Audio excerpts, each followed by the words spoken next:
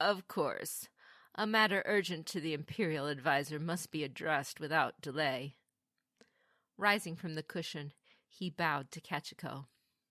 Until our next meeting, Bayushi Dono. Kachiko stood and returned the bow with a smile. I look forward to it, Atomo Dono. Sarai gave a lingering look, then moved to the door and opened it. A man whose dark kimono bore the mon of the Shisoro family moved aside. He bowed deeply as Sarai departed, then entered and slid the door closed. Lady Bayushi, I come bearing important news, he said, loud enough for the Atomo to overhear, and bowed again. Kachiko corrected her kimono and glanced at the carnation. Takeru had been watching the flower surreptitiously, waiting for her to give the signal. She waited a few more moments to ensure that they were truly alone. I would hear your thoughts regarding Sarai, but I must prepare to meet with the Emperor this afternoon. Of course, my lady. However, there is one matter I believe I should bring to your attention now. You are my most trusted retainer, Takeru-san. Go on. Your confidence honors me, Bayushi Dono. Earlier today I had occasion to play Go with my friend the esteemed Unicorn Ambassador, Ide Tadaji. His clan intends to petition the throne, proposing a new law declaring Toshirambo an imperial city. This would prevent further attacks on it by any clan lacking official imperial sanction. Interesting. And under what pretext? Concern for the common people of Toshirambo, who have been subjected to many years of conflict, the unicorn wished that suffering alleviated. How very compassionate of them. I assume the unicorn seeks support from our clan? Indeed, Lady Bayushi, the unicorn ambassador claims significant support for this petition already, but the backing of the Scorpion clan would be most beneficial. I bade him approach the Scorpion clan champion regarding this matter. Kachiko nodded. Very well. Now, if that is all, I must prepare to meet our glorious emperor. Of course, my lady, Takeru said, bowing deeply. After he left, Kachiko lingered. She did have a great deal to do before meeting the emperor, but Takeru's report could change things. The unicorn concern for the welfare of Hyman's farmers was charming, but predictable. There undoubtedly was, however, more to it. She looked at the sake she had shared with Sarai. Relations among the crane, the dragon, the phoenix, and the unicorn seemed to be growing ever more amicable. The old man had been right in his assessment. Self-importantly irrelevant, but right nonetheless. There will be no alliance of consequence permitted between the crane and the unicorn, she'd told her husband when last they met in the Imperial Gardens. And yet, the unicorn were obviously trying to do something to benefit the crane, who currently held Toshirambo despite the best efforts of the lion to dislodge them. Under the unicorn's proposed law, crane control over the city, and their lasting claim to it, would be dramatically strengthened. What did the unicorn stand to gain from this? If Toshirambo was denied to them, the lion would likely deploy their full might against the unicorn out of sheer frustrated spite. Ah, of course. Shinjo Alton Sarnai's failed marriage with the lion would likely lead to war anyway. And while crane military support would be useful to the unicorn, their support in the imperial court, mitigating the political scandal of the unicorn champion's broken betrothal, could be more potent than a whole legion of bushi. It would cost the crane some of their diminishing stock of political capital, but if it solidified their grip on Toshirambo, it would be worth it.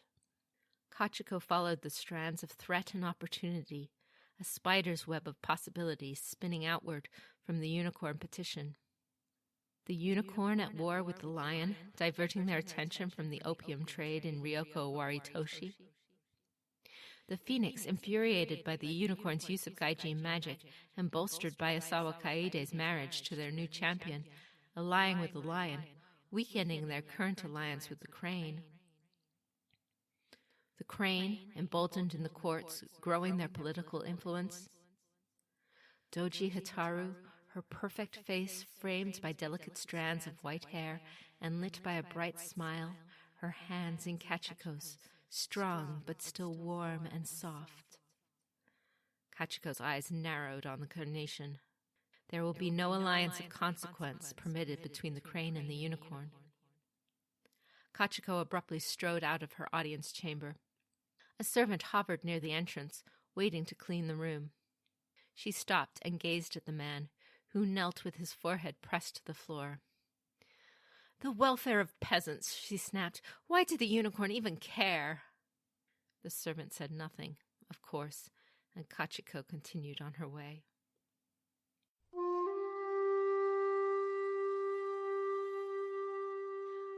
Bayushi Kachiko paused outside the temple of Hante no Kami.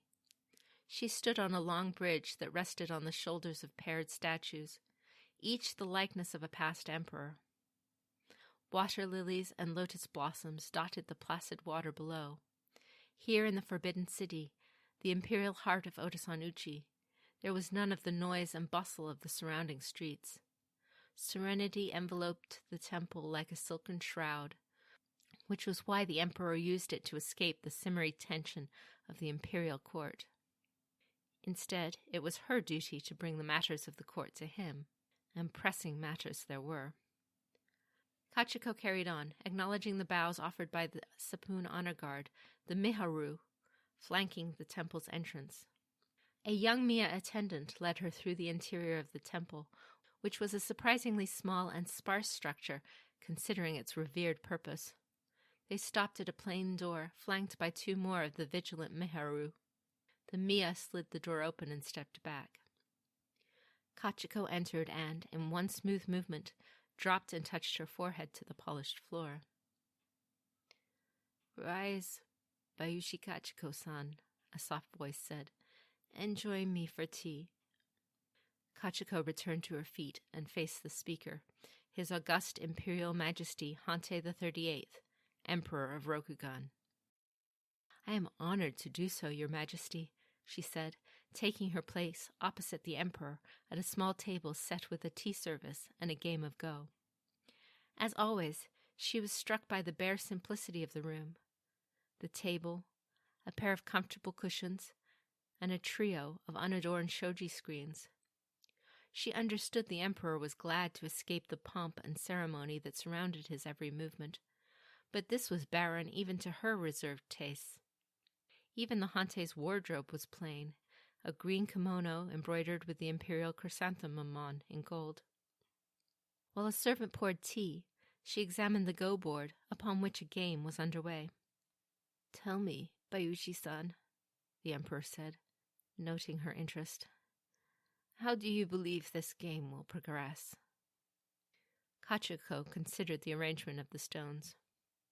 "Assuming neither player makes an error, and the optimum placement of his stones, then, after he places his sixth stone, White will have an insurmountable lead."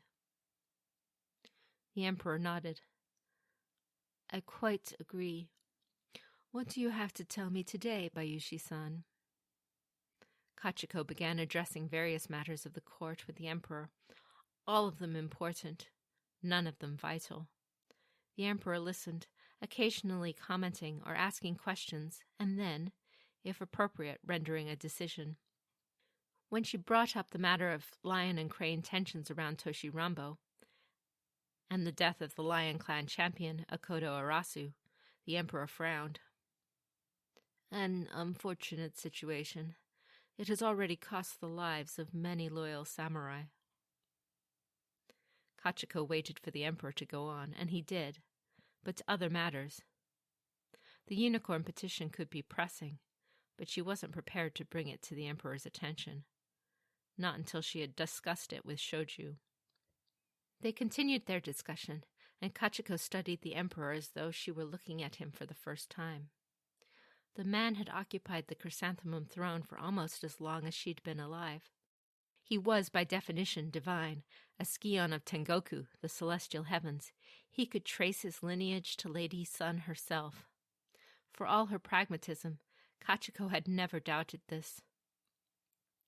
But for the second time today, her thoughts returned to her conversation with Shoju in the gardens, after he had mentioned the Kami Hante, the first emperor. Many Hante emperors had come and gone in the meantime. None have enjoyed the favor of heaven as clearly as the first. And this one, the 38th. Shoju had stopped her, preventing her from saying what she had been meaning to. This one, the 38th, might have lost the favor of heaven entirely. Blasphemy, treason. And yet, if this emperor was infused with the righteous power of Tengoku, why was he drawn and tired? His hair fading to gray, his eyesight failing such that documents had to be written in ever larger script. Is there more, Bayushi-san? Kachiko realized silence had fallen and looked thoughtful. Yes, Your Majesty. Yasuki Takadono has requested a private audience with you. He advocates for more imperial support for the Crab Clan to bolster their defense on the Carpenter Wall. The Emperor sighed. He will prattle on about jade and rice and sending imperial legions. Can we not simply accede to his request? We could, Your Majesty, if not for shortages throughout the Empire. The Crane, who normally have ample surpluses of rice, continue to struggle with the damage done by the tsunami to their fields. Their lack leaves no buffer against more far-reaching scarcity. And as for jade, existing mines are near exhaustion, while no new ones have been found to replace them. The Emperor's frown hardened. This one, the 38th, might have lost the favor of heaven entirely. What do you suggest I tell him, then? The Emperor asked at last. Kachiko considered the question, but the politician in her saw an opportunity. If I may suggest, Your Majesty, the Yasuki Lord could meet with your surrogate regarding this, sparing your having to deal with such specific matters. I would suggest Kakita Yoshidono. Meeting with the Imperial Chancellor attaches the weight of the Imperial Court to the issue. Kachiko waited. The weight of the Imperial Court would mean nothing to Taka, who would just be angry that he wasn't meeting with the Emperor himself. But if there was no good news to offer, it might as well be Yoshi who said so. And anything that kept the Chancellor busy left him less likely to interfere in other matters. Very well, the Emperor said. The Chancellor shall meet with Taka. Is there anything else? Yes, Your Majesty, she said. The final matter is that of the Emerald Champion. Yes, Bayushi Shoju touched on the matter as we dined last evening.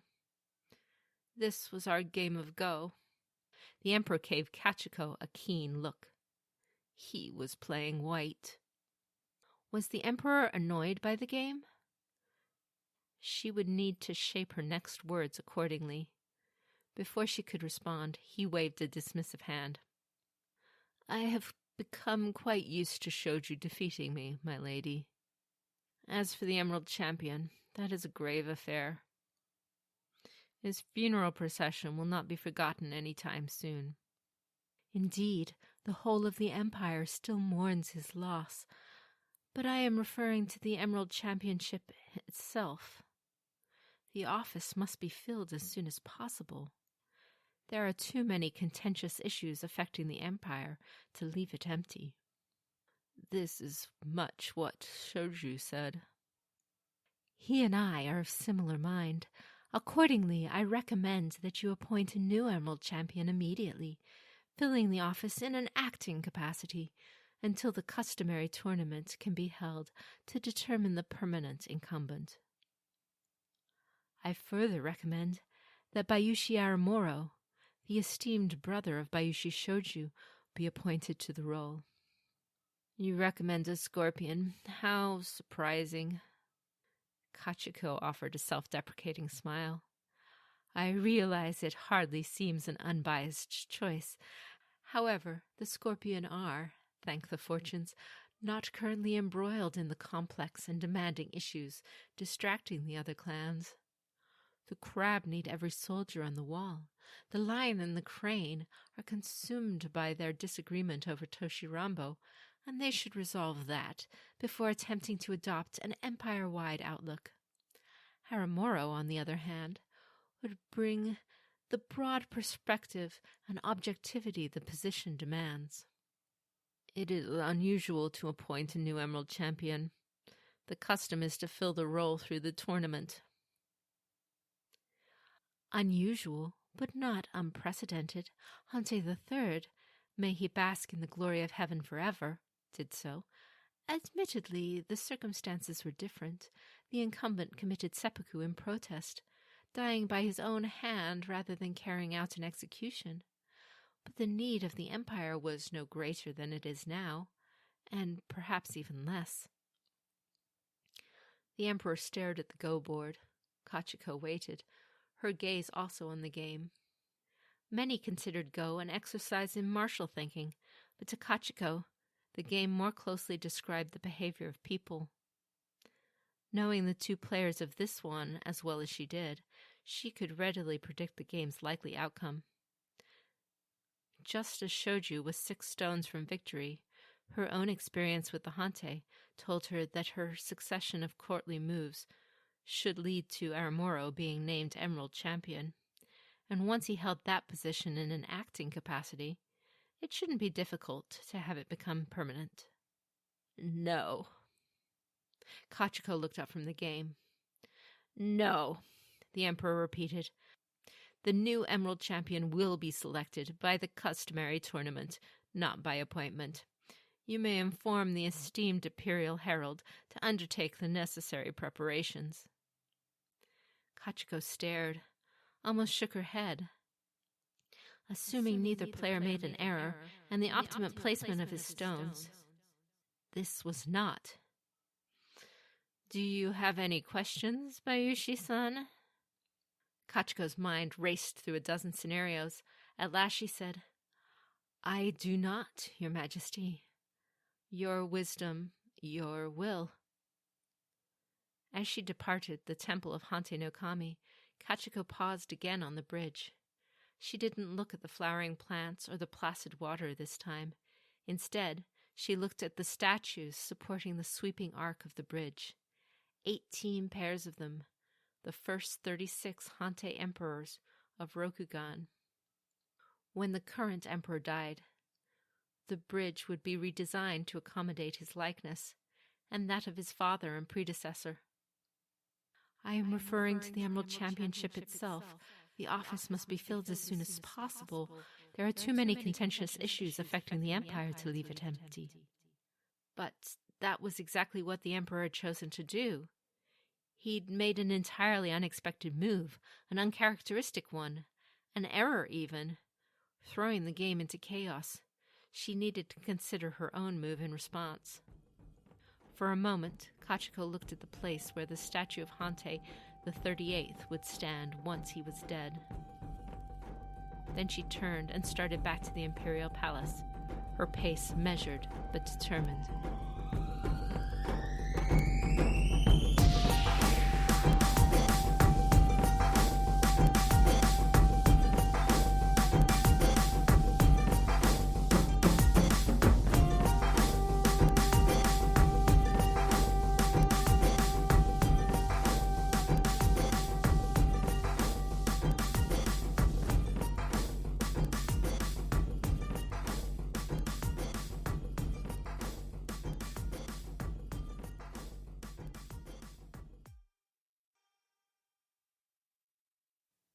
Service and Sacrifice, written by Mari Murdoch, read by Jeannie Calvar.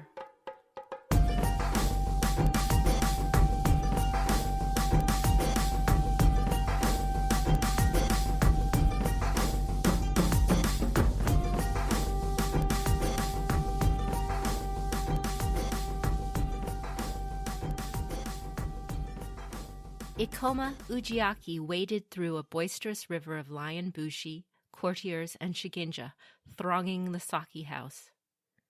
The scents of wine and perfume choked the air as the serving girls floated between tables, bowing between passes of porcelain carafes. Ujiaki spied a lone samurai tucked into a corner, her blank face undoubtedly a mask.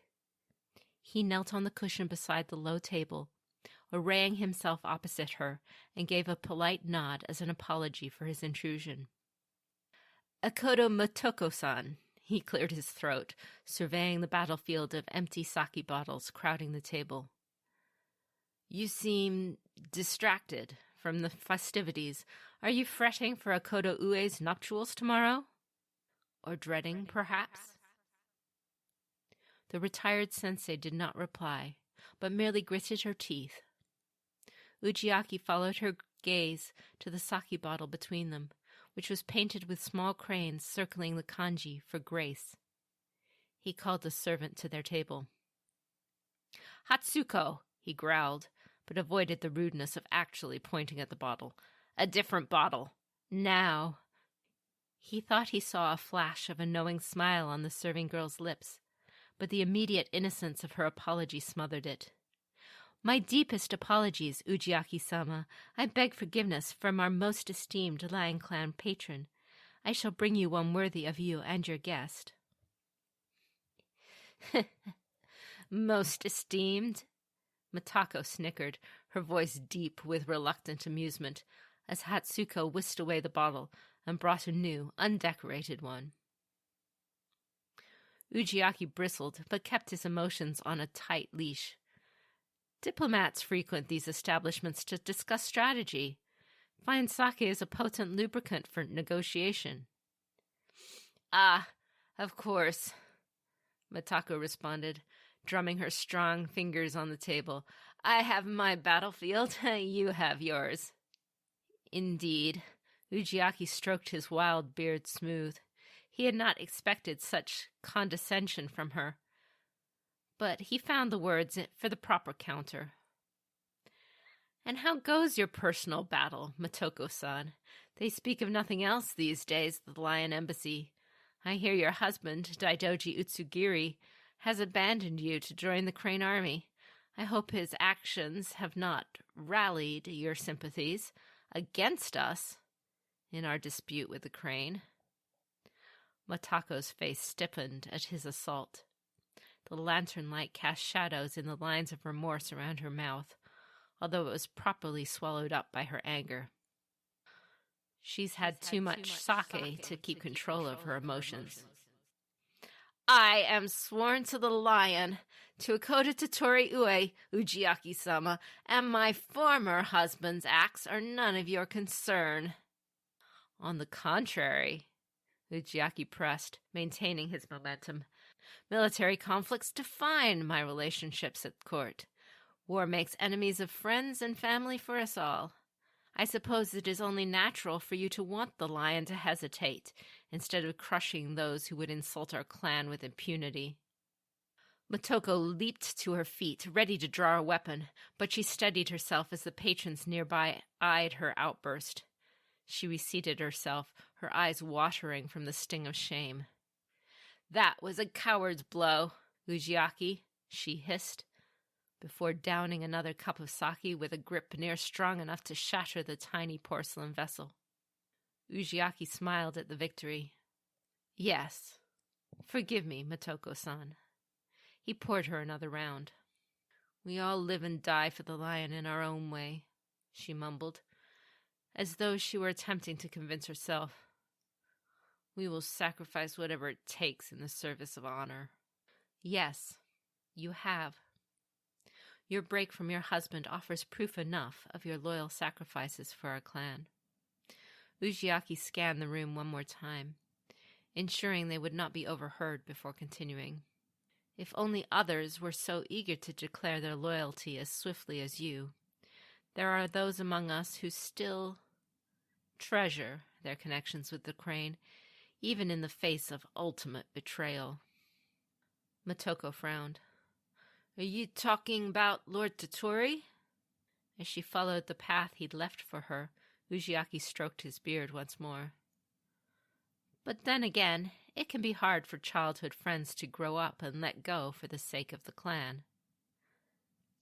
Still avoiding Totori's name directly, he continued. Perhaps he belongs in an Asako monastery. He's more phoenix than lion anyway. A hesitating philosopher would be perfect for a pacifist clan of librarians.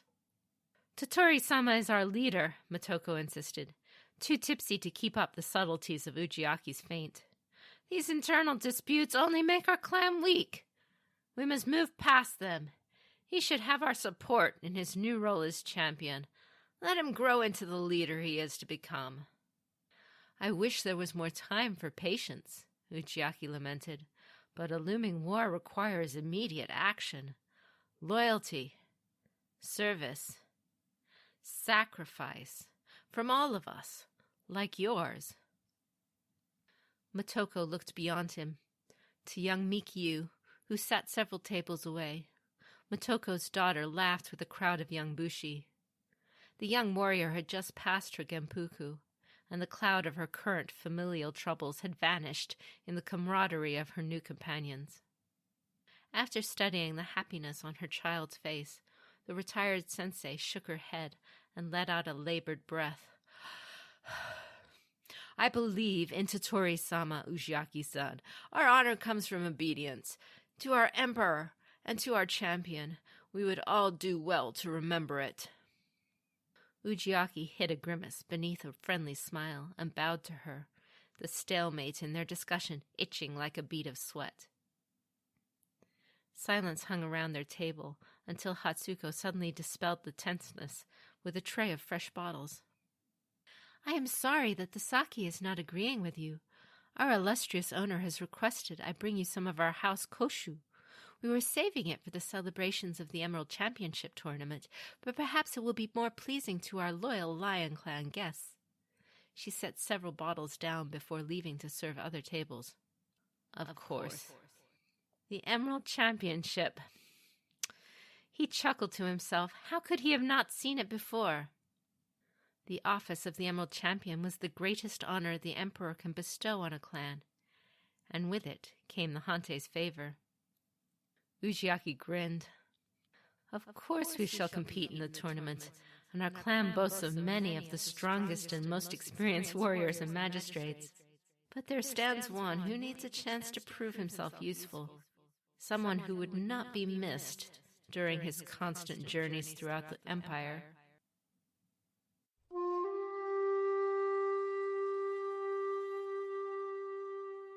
Akodo Totori's face rippled on the surface of the ablution fountain. Arasu, Hotaru, Suko, and now the Emerald Championship tournament? He dashed his reflection away by dipping the copper ladle into the font, drawing the cold water over his hands to purify them. And Kaide, my bride. Each of them was a wave spreading across the empire, and before long they would return, like the ripples bouncing off the stone walls of the fountain. Ah, Akodo Ue, you are quite early. Akodo Kage's long white hair spilled down his shoulders over a spotless black dress kimono, tied with a brown and gold hakama. The sun winked his wrinkled yet sharp eyes, and he smiled warmly as he approached. Nervous on your wedding day? Totori nodded. His aged teacher would no doubt have the wisdom he needed. It does not feel like a wedding day. I have too much on my mind. What troubles you? Totori took a deep breath before looking up into the branches of a red plum tree, the leaves waving in the breeze like bloody hands. Arasu? Kage did not seem surprised. Totori continued. He should be here, accepting Kaide into our family beside me. He always teased me about Kaide, and now the day is here before that actually means something. Hotaru, she... Totori didn't have the words, and Kage seemed content to let silence fill their place. The warm wind rustled the leaves gently, like the whispering of spirits. What will you do? He had yet to speak to Hotaru, or even see her since that day. He could not know whether she was still in Toshirambo, or if she had already returned to the imperial capital. I wonder, will I face her in the tournament of the Emerald Champion? Or her uncle, Kakita Toshimoko, perhaps the most famous duelist in all of Rokugan? How could he possibly defeat the Grey Crane, if that was who Hotaru tapped to compete? And if by some miracle he should win, Toturi would face even larger questions. The shrine darkened as a rain cloud passed in front of the sun, and the skies churned, as if they were as tumultuous as his thoughts. I thought it was just Tsuko, but now it seems they are trying to banish me to the court. Every day that I do not declare open war against the crane, the deeper the chasm grows within the rising factions of the lion. The worst part of this is that the paths are all clear. There are simply too many. Kage gave a polite laugh and tapped Totori's forehead with his fan. Totori-kun, your mind has always been a labyrinth. It's my curse. Never, Kage chuckled. Arasu would always tell you that you thought too much, but that is exactly why he is where he is and you are where you are. Totori frowned, his shoulders growing rigid at the comment, but Kage's shrewd smile hinted at a lesson in the words. Totori-kun, Kage continued, do you remember when you first met Isawa Kaede? Her father brought her with him to Castle Kodo to negotiate the final details of the betrothal. You were about 8, possibly 9. I was 8. I remember because Arasu had just had his 6th birthday. Hi. Your memory is the keenest of blades. You and Arasu were spearfishing in the garden pond, much to the servants' consternation. And having a small, strange phoenix girl join your party was just the oddest sight. Poor Lady Kaede knew nothing about catching fish, and Arasu laughed right in her face. He told her he could catch 10 before she would even catch 1. He was just showing his lion pride. Father taught him to be stronger, faster, and more fearsome than those of any other clan. Perhaps, but for some reason you did not learn those lessons. You did not see a rival in Kaede. You saw a young bird who would learn to soar among the heavens, not a lion cub who could hunt and wrestle. You also saw a sad little girl who perhaps could not catch a single fish before Arasu caught his 10. Do you remember what you did? I helped her catch one. You did more than that, Totori-kun. You called out to Arasu, I see a huge fish over there. And he crashed around the back end of the pond like a bucking horse. His splashing scared all the fish toward Kaede, and she speared one. There was a big fish, I wasn't lying. Arasu even caught it. He did, but you made it happen. More importantly, you helped Arasu and Kaede both get fish. Totori recalled Kaede and Arasu as children. Smiling, Arasu with his toothy arrogance over his massive trout, and Kaede with her innocent delight at her delicate stickleback. Your brother had his place. He fulfilled his role well. He was a powerful, assertive warrior who led the charges and spilled enough blood to be the fierce and most formidable Lion Clan champion we have yet had. However, his focus was only ever on the task at hand, his eyes on a single catch. Likewise, you have your place. You see not just one fish at a time, but the pond, the shore, and the fishermen in it. For you, the situation branches far past the single path, beyond the current battle, to the dozens that branch after it. Your perspective transcends clan squabbles, revenge, rage, and foolish mistakes. Kage folded his arms over his chest as he always did before the final words of a lesson. There are those who can crash after the single fish and get it. And then there are the rare few like you, who can see where those people must go to achieve greater things. This is why you were chosen. And this is why you would be the best Emerald Champion the Empire could hope for. The memory glistened for a final moment in Totori's mind before vanishing. The kind old man nodded his encouragement, as he always had in times of trouble. Totori bowed to Kage. Thank you, Sensei. Your wisdom has again guided me to the right path. Kage laughed an aged, yet hearty laugh. Don't lie, Totori-kun. The right path has always been before you. Sometimes you just need a push to take the first steps. Now, go and join your life with that of the young bird who has become a brilliant phoenix. And remind Kaede that she is getting the kind brother. Totori bowed a last time before making his way under the sakaki trees, where the wedding procession would start. A nervous tremor had entered his hands, seeming to fill his stomach with stones. This wedding is so importune. So soon after Arasa's funeral, during my power struggle with Suko and the others, while on the brink of war. Perhaps it should have been postponed, but it is too late. Ikoma Ujiaki, Akodo Motoko, and the rest of the Imperial Lion Clan contingent joined him. The temple bells rang out, as if to herald this moment and all the change it would bring. Isawa Kaede entered the temple courtyard, wearing a flowing white kimono with red, rimming the flowers, leaves, and birds with crimson streaks. A wedding headdress crowned with a golden phoenix hooded her dark hair, from which strings of pearls hung on either side of her face. Beside her walked her father and lord, Isawa Ujina, the elemental master of void. A young bushi trailed behind them, as if she was horribly lost, until he recognized her from the dojo of the Akodo Commander School and the telltale hilt of Ofushikai. Kaede bowed to Totori, offering a graceful, nervous smile before turning to face the approaching shrine maidens. Totori's sight lingered a final moment on his bride. He watched the ease with which she glided through the temple etiquette, the social obligations, the nobility of the occasion. She could easily make friends of 10 guests before he could gain the opinion of one. I am lucky it's her. I don't deserve a bride such as she.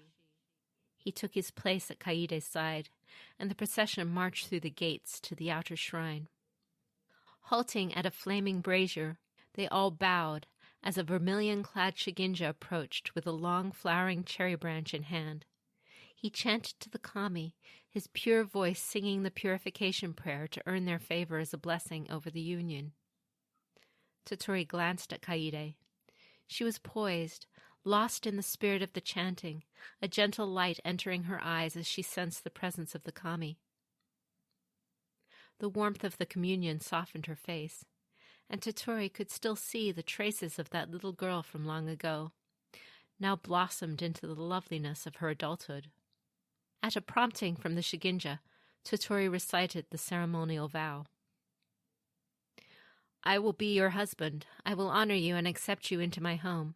I will protect and provide for you, my wife. The shrine maidens brought forth 3 cups of purified sake. Totori sipped from each before offering it to Kaede. Then the priest threw the cherry branch before their feet, mumbling a prayer to ignite it as a final offering to the kami. As the flames consumed the wood, Totori reached his hand out to Kaede, which she tenderly took in her own, their fingers clasped. Her skin was warm. The Shiginja struck up a final prayer of blessing, and a shower of cherry petals rained down from the surrounding groves. The prayer ended, and the bride and groom were one. The priest bowed to both of them, and Totori and Kaede parted to reunite with their respective clans before the reception. Totori felt his lungs unclench, and he sighed, as if he could suddenly breathe again. He made his way to his clansmen to see Ikoma Ujiaki's bushy brows barely conceal scowling behind the rest of the lion representatives, all gloriously adorned in their ceremony regalia. Our clan needs unity, even if it means taking myself out of the picture. The schism can heal if I move on as Emerald Champion and hand some of the reins to those below me. Perhaps then we can steer away from war together, and they will have felt they had a hand in the decision. The lion cannot afford the price of war. Rokugan cannot afford a war now. He made his way through myriad congratulations from all around before turning back to see Kaede and her family approach him.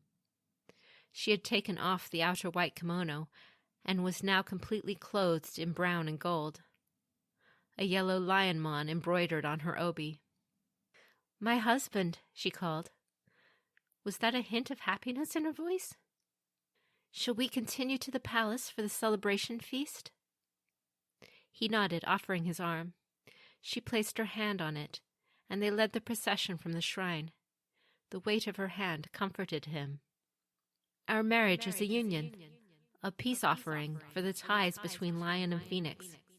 I am no longer a single man, a single soldier. I must look beyond myself to see the larger picture." He looked up the road of fast hopes to the imperial palace, which glistened in the morning sun. "I must be ready to serve all of Rokugan."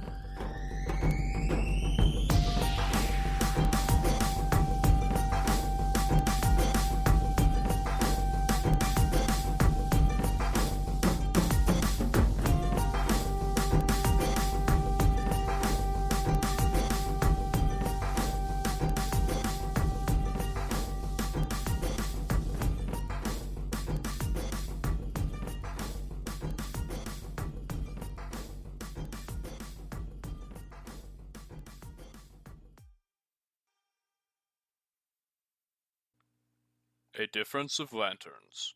Written by Annie Vandermeer Mitsota. Read by Max Williams.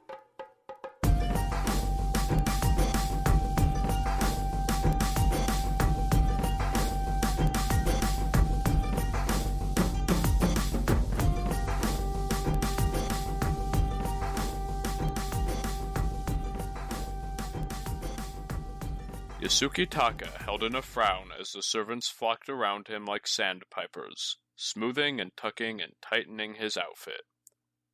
One shouldn't scowl at those simply doing their duty, just as he was, but the heavy silk hoke no ho was being pulled down atop other layers of formal garb that were already more than enough.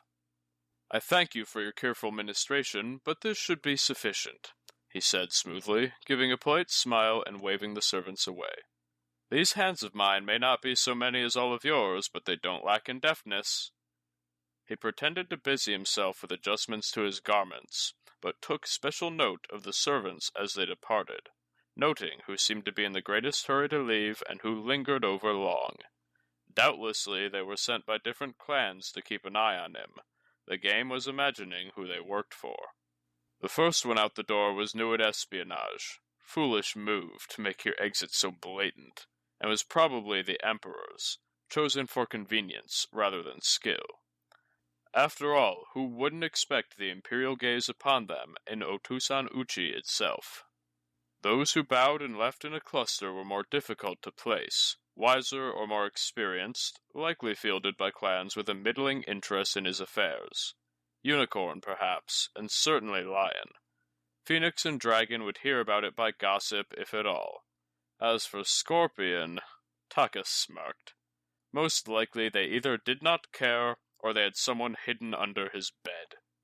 The last servant's allegiance was the easiest to guess, all formality, so intent on folding every bit of discarded clothing that department seemed almost an afterthought. Crane, of course, having both the obsession with form and the keen desire to keep close watch on their former vassals. Even hundreds of years of peace could not repair the damage done by the first true interclan war, the war that had led the Emperor to forbid direct warfare between the great clans. Never had there been poorer neighbors than the Crab and Crane, unless, of course, one counted the Crab and the Shadowlands. Taka frowned, showing the emotions he'd tucked away earlier, and glanced at the writing desk set out in the corner of the room. It awaited the outcome of his meeting with the Heavenly Sovereign, Hantai XXXVIII, and all of Taka's hard work and persistent pleas. Too many letters of grim apology had been written at that desk, telling his people that he had not had a chance to meet with the Emperor yet, that they needed to hold on as best they could, that no aid was coming. His son attempted to hide the casualties of the battles with the monsters of the Shadowlands from him, but decades of masquerading as a simple peddler had given Yasuki Taka an enviable information network of his own. In the dim lamplight of the room, the numbers of the dead loomed like columns of smoke rising from pyres. Dim indeed, Taka suddenly said to himself in irritation, smoothing down his fine outer garment and the Yasuki family mon, a golden carp surrounding a flower of deep azure stitched carefully across the chest. He shot a withering glance at the guttering lanterns around the room. You'd think it were some kind of festival in here, what with all these lanterns, but not a one does more than waver and look pretty. Why so many foolish faint gleams when one strong light is all one requires? It took another few tugs on the Hoke no Ho before Taka calmed himself somewhat. His last truly happy memory had been haggling with the merchant for the silk to make that very garment. And it was lovely, indeed, but everything about it felt stifling and irritating. Still, the older man reasoned to himself, no better candidate to appeal to the Emperor for aid than the Yasuki family daimyo. The mental image arose of the Crab Clan champion's heir, Hideya Kamo, kicking in the door of the throne room, but decked in war-scarred armor and bellowing for jade. Taka snickered despite himself. Somewhere outside, a great brass bell tolled the midday hour, and Taka sighed. Blessed Daikoku, hear me, and let me do my clan honor today. Let my words be heard, and my plea be successful, he whispered, and gave a wry smile. The sooner I do this, the sooner I'm out of this gaudy garb, away from these useless lamps, and back on the road.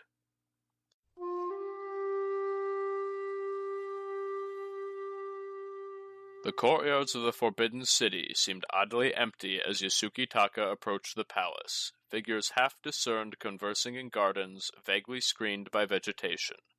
Weeks had passed since the Grandoi's funeral memorializing the Emerald Champion, Doji Satsume, and the many visiting dignitaries had paid their respects and returned home already. Yet, the final converging of the imperial court before summer was upon them, and the grounds should have been swarming with courtiers and their attendants. Those few gazes surrounding him seemed to alight on him like insects in a swamp, and Taka soothed his nerves by recalling the time he'd talked his way out of a bandit ambush, one simple peddler against 7 cutthroats.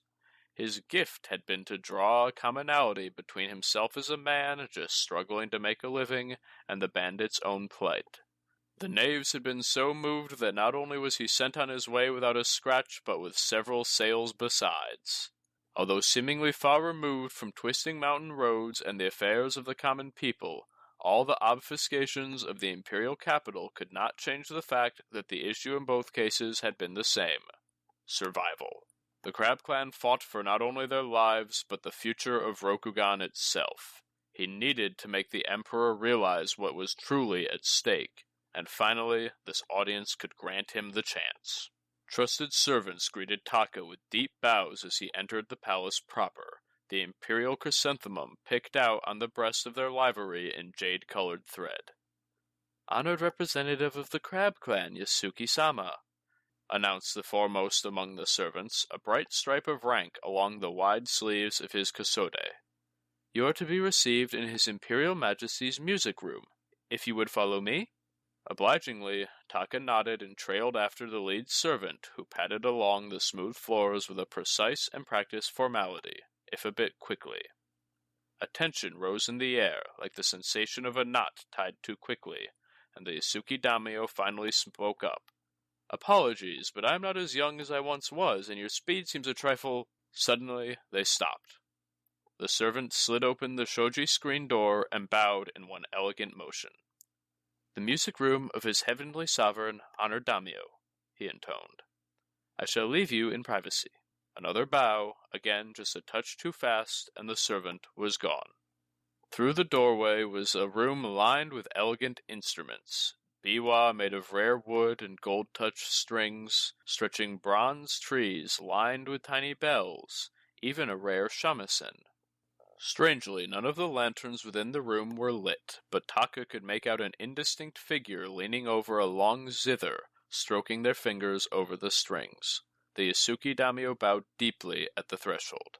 "My most sincere thanks, Heavenly Sovereign, for agreeing to speak with me." he intoned, but further speech was cut off by a deep, resonant laugh, melodious as one of the bells on the bronze tree, and just as warm.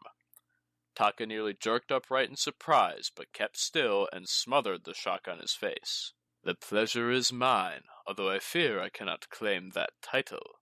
But His Imperial Majesty, Hantai the 38th, has given the duty of this audience to me." The tone was smooth as the curve of a peony's petal, or the arc of a katana's blade. "You may rise, Yasuki Dono." Taka straightened, looking into the icy blue eyes of Kakita Yoshi, daimyo of one of the greatest families of the Crane Clan, whose smile never rode north of his nose. "Imperial Chancellor," Taka said, infusing his voice with a casual kindness as warm as Yoshi's smile and just as sincere. "I would be pleased to speak with you about this most pressing matter." "Of course," Yoshi replied, his voice almost a purr. "I apologize for His Majesty's absence, but he had other sudden business to attend to, and I did not want you to put on your very finest for nothing." He unfolded his fan, which Taka noticed suddenly was not his usual accessory of silk and sandalwood, but a tessin made of pure silver, and its angled edges glittered as the crane courtier gestured at Taka's formal outfit. "It is very striking indeed, such fine silk." Taka inclined his head in thanks. "I am grateful for such praise. Unfortunately, it was not as elegant as the instruments in this room. Why, I could hardly see you behind that zither. Do you play or just admire?" "I am afraid I lack the leisure time to do more than appreciate instruments," Yoshi sighed dramatically. "But perhaps you do? Not the zither, but possibly the mouth harp. It has such an amusing sound." "I find the best use of my mouth is to bargain with it." Taka's laugh was smooth and hollow as a blown egg. "May we begin?" The Imperial Chancellor assented, and the men seated themselves, skirmishing with gestures as they did so. Yoshi fluttered his tessin absently while he gestured delicately with the other hand. "Now, what can the powers of the Imperial Court do for you?" "Of course you know of the Crab Clan's requests, Honored Chancellor," Taka began. "It is common knowledge within the court that the situation along the Caillou Wall is dire. The attacks from the Shadowlands grow in size, frequency, and ferocity by the day." "But of course," Yoshi murmured, his deep voice serious. "And the court weeps at your troubles. But surely you know of the difficulties inherent in fielding troops to support the crab?" The fan snapped shut and Yoshi tapped the air. "First, traveling by sea is not an option. If the cost of sending so many ships were not already a burden on the Imperial Treasury, surely the vessels would be a tempting target for the vile pirates that name themselves the Mantis Clan. Their leader, Yoritomo, may his name be cursed, has a vicious streak as deep as the scar on his ugly face. Were but a single Mantis craft to see those ships, they would be as good as doomed." Taka employed a knowing nod. "Of course, the depredations of the Mantis are well known. Perhaps such a force could travel on land instead? The way would be long, but the need of the crab is quite great." Again came that smile, accompanied by frozen blue eyes. "Ah, but what peoples would not be upset at the sight of an army marching through their lands? Peasants are so easily frightened. How could I put my people through the anxiety of seeing an army marching south along Crane roads into crab territory?" "Our clans have not warred for hundreds of years, Honored Chancellor," Taka pointed out gently. "And Crane roads are not the only path to the south. There exist routes through Lion lands as well." Yoshi tilted his head sympathetically, his fan tapping his chin. "Forgive my memory, Yasuki Dono, but has the Lion Clan not already offered the crab their help and been refused?" Taka eased out a tense breath. "That is so, Chancellor, but the terms the Lion gave were impossible for the crab. They required full control over where their troops would be placed. All respect to the Lion generals, but combat along the Caillou Wall and against the horrors of the Shadowlands is something with which they have no experience." The Tensin waved as if brushing away the protests. And you imply they could not be bothered to learn? Alas, such pickiness makes me wonder if the crab's need truly is as great as they say. The already dark room seemed to grow incrementally darker, and Taka spread his hands genially as if to ward against it. Let us speak of jade and weapons, then, and free ourselves of the idea of hands to wield them. Such a shipment could easily be taken from Otosan Uchi to Kyuden Hida, far more quickly and with less chance of attracting the Mantis. Yoshi gave a pained sigh. Alas, but the coasts are largely the province of the Crane, and would be the soonest hit if such a plan failed, and such weapons fell into Yoritomo's hands. The crab may be short their equipment, but my own people would find themselves beset by a scourge made even stronger. The Chancellor's tone tightened. I must protect them from the Mantis pirates, or anyone else who might come to own such weapons for that matter. Taka's smile grew warmer, as if seeking to melt the opposition. There is the possibility of the overland route. Do you not recall my opposition to the march of an army? They could walk more casually, if you like. The moment fell, and Yoshi's smile flattened humorously. Is there anything else, Yasuki Dono? Taka clasped his hands and glanced down, as if holding a run of cards. If weapons are too dangerous, then let us discuss jade. The crab's supplies are running perilously low, and without it, our troops are vulnerable to the hideous taint of the Shadowlands. It is enough of a burden fighting it outside the Kaiju wall. We would not see it inflict its agony and madness within as well. Indeed not, exclaimed Yoshi, fluttering his Tessin to highlight his shock. But you must understand that as Chancellor, I must follow the laws as they have been set. The jade that has been mined by each clan is meant for them, first and foremost. Surely the need of the crab is pressing indeed. Yoshi's sonorous voice was a practiced display of sympathy. But does the crab truly know of the needs of the other clans, needs which I must hear and address? With each tale my heart cracks, but I must be as stone and remain resolute, firm, and unbreakable. Taka's laugh was touched with bitterness.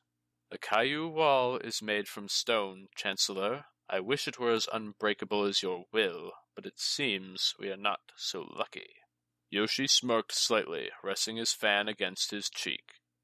I am of the unpopular opinion that there is no such thing as luck, merely the actions of humanity or the favor of the gods, the intent of one or the other.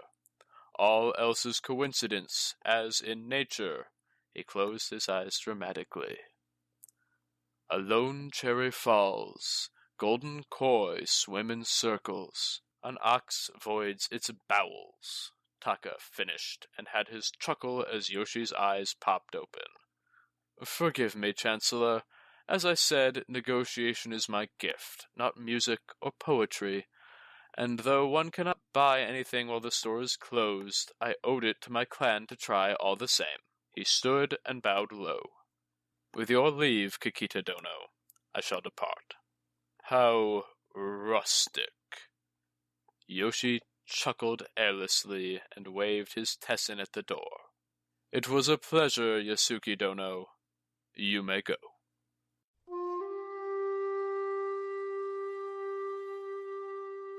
The weather had turned by the time Yasuki Taka left the palace, forcing him into an agonizingly slow walk to his apartments as diligent servants held a long bamboo umbrella over his head.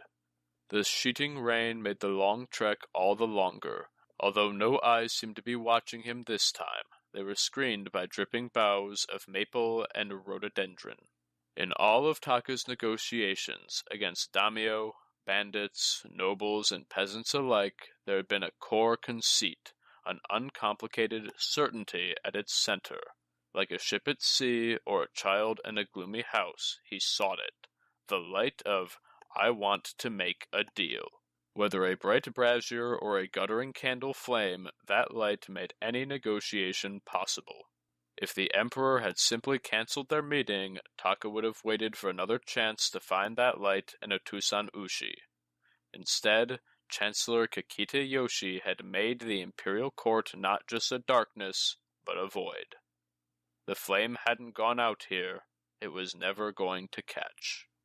The valiant efforts of the servants prevented dampness from settling into Taka's clothes, but sadly could do nothing for his socks. His tabby were soaked by the time he made it back to his apartments.